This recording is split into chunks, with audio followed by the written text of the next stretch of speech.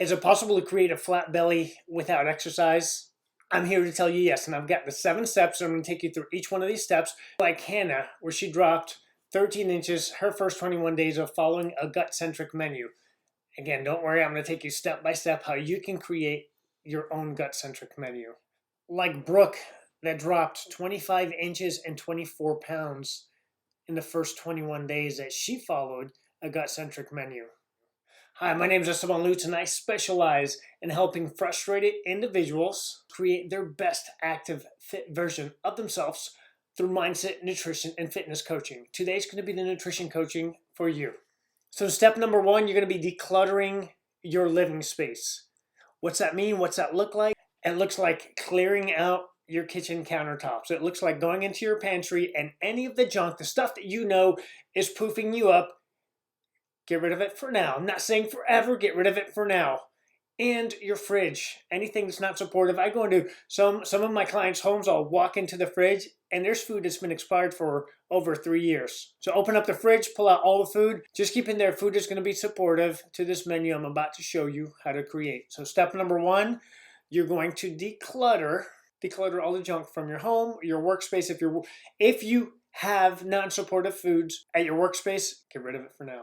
So now we're going into steps 2, 3, and 4. Step 2, you get to identify what I call kryptonite foods, your kryptonite drinks. Write down what you're drinking that's not water, and we get to identify, is it inflammatory? Is it poofy? Is it something that's causing extra inflammation and fat in your body? So write it down. If it's not water for now, let's get rid of it. Let's identify what's working for you, what's not working for you. If we're unsure about the drink for now, let's get rid of it. Let's put it off to the side and only water. There's many different forms of water. That's actually one of the key steps of the 7 key steps of K7. We'll go into detail when we go into the jumpstart. For now, drink the water.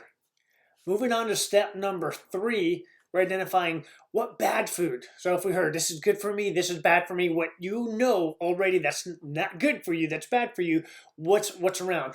For me, it's typically cookies, it's cereal, some form of a sweet. I like ice cream and chips. Oh, chips are so good for me. Whenever I consume chips, the following day I've typically put on like 3 pounds of inflammation. So identify what foods you've got in your pantry, in your fridge, in your car that's not supportive. Pack it away, move it out of the way. So once you get that, we're going to shift into step number 4. So this is interesting. Step 2 and step 3. It's what we're aware of, what you're aware of as far as your drinks and your food. Step number 4 is going to be the habitual kryptonite. So what do I mean by that? An example I've got is growing up, always had a dessert after dinner. So I didn't even think about it. I just started eating my ice cream. For me, could be a piece of candy, could be a sweet drink. I'm always having my soda or juices or whatever it is, certain time of the day. And also another good one for me that's a habit is when I go to the movie theaters with my son, we're always getting the popcorn. It's actually a lot of butter with a little bit of popcorn and some form of candy and our little slushy drink. So that is a habit, non-supportive kryptonite for me. So step number 4, you get to identify what's a habit kryptonite. As you may be able to think about it, or as you go along, you'll be like, holy cow, I'm mindlessly eating this and I didn't even plan on it. That's a habit kryptonite.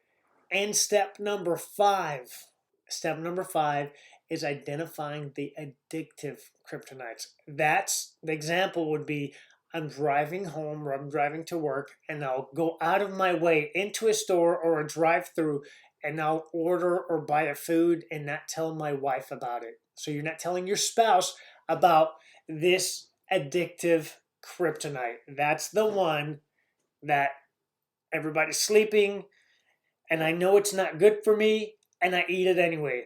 That's your addictive kryptonite. So identify what that is. Here's where you get to ask for support, whether it's your spouse, whether it's your transformation buddy, somebody to support you in.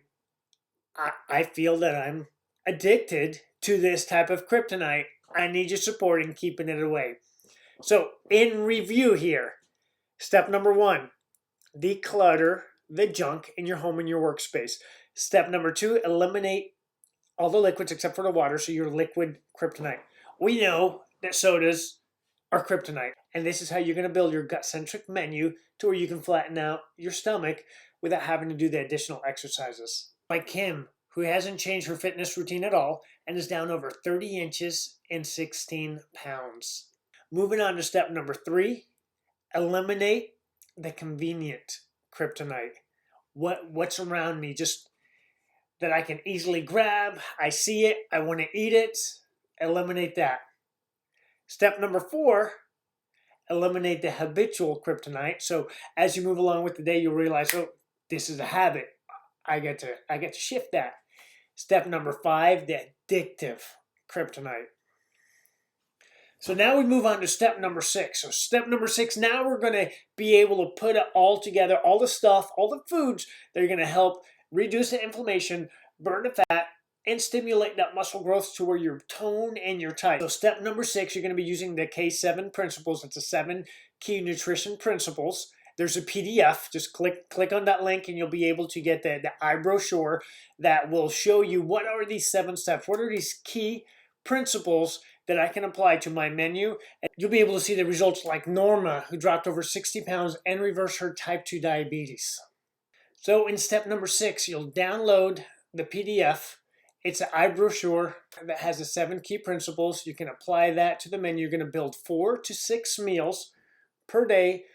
First meal I want you to eat within an hour of waking up, and every 3 to 4 hours until you fall asleep. In the K7 Jumpstart, we go into specific detail on what makes the most sense with the meal timing. For now, I want you to just spread it throughout the day, the 4, 5, or 6 meals, whatever makes the most sense for your lifestyle right now.